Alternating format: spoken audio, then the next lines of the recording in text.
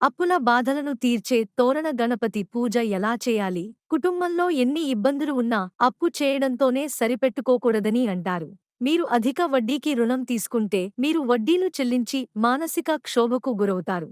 మీరు అప్పులు చెల్లిస్తున్నప్పటికీ స్థిరమైన ఆదాయం కలిగి ఉండటం కూడా ముఖ్యం.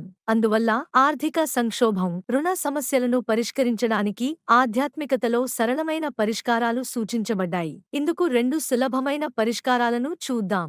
ఏ కారణం చేత రుణం తీసుకున్నా దానిని పొందడానికి శనిదేవుని అనుగ్రహం అవసరం.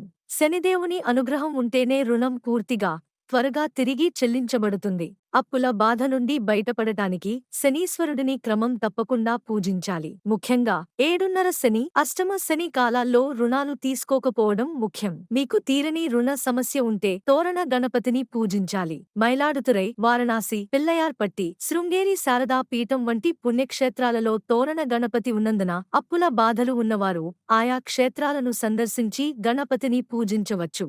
లేదా మన ఇంట్లో తోరణ గణపతిని సక్రమంగా పూజించవచ్చు. దీనికోసం 2 కప్పుల బియ్యం, 2 కప్పుల బెల్లం కలిపి అరటి ఆకుపై ఉంచి తోరణ గణపతి ఫోటో ముందు కలపాలి. తోరణ గణపతి ప్రతిమ ముందు నైవేద్యంగా ఉంచి స్వచ్ఛమైన నేతి దీపం వెలిగించాలి.